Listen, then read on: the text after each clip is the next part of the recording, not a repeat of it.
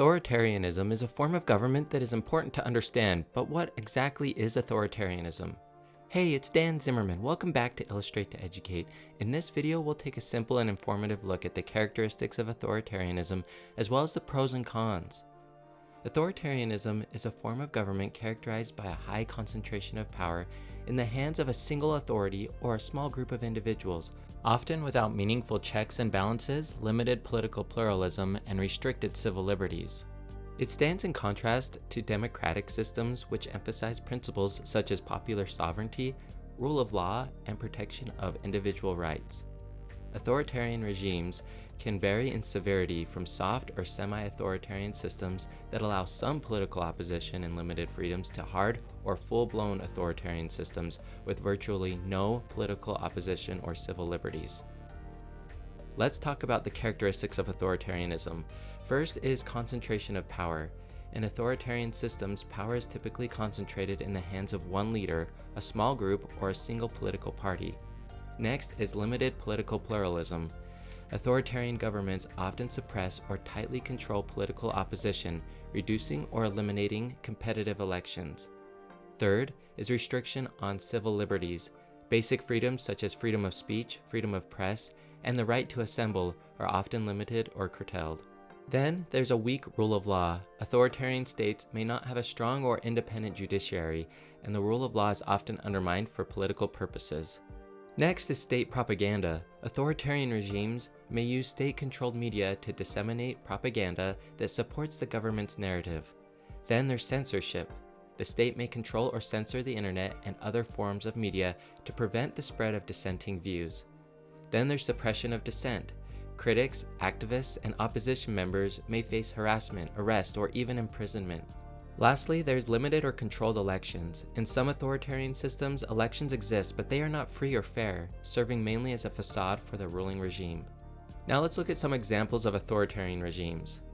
North Korea, under the Kim dynasty, is often cited as one of the most repressive authoritarian regimes in the world. Next, China's one-party system, controlled by the Chinese Communist Party, tightly restricts political opposition and has limited civil liberties. Under Vladimir Putin, Russia has become increasingly authoritarian, with restrictions on political opposition and the suppression of independent media. And lastly is Saudi Arabia, an absolute monarchy with limited political pluralism and restrictions on freedom of speech and assembly. Now let's look at the pros of authoritarianism. Those who argue for authoritarianism say that authoritarian regimes can provide stability and order in situations where there is a history of political instability, ethnic conflict, or other forms of social unrest. Those who support it say that authoritarian governments can make quick and decisive decisions without the need for lengthy debates or bureaucracy, which can be advantageous in times of crisis. Another argument for authoritarianism says that some authoritarian regimes have been successful in promoting economic growth and development, particularly when they focus on economic policies without the constraints of democratic politics. Lastly, those who support it say that authoritarian governments can exert strong control over society, which may help maintain social cohesion and reduce crime and disorder. Now let's look at the cons of authoritarianism. Those who argue against authoritarianism say that authoritarian regimes often suppress political opposition and restrict basic civil liberties, limiting the freedoms of their citizens.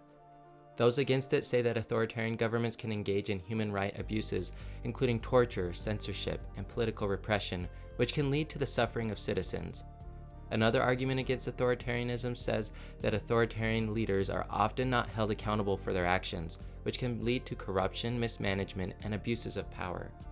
In addition, authoritarian regimes can become unstable if they fail to address societal grievances, or if they face internal or external challenges. This can lead to uprisings and instability.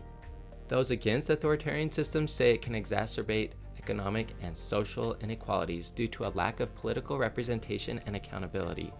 There's also the argument that tight control and censorship in authoritarian systems can stifle innovation and creativity, as dissenting ideas and diverse perspectives are often suppressed.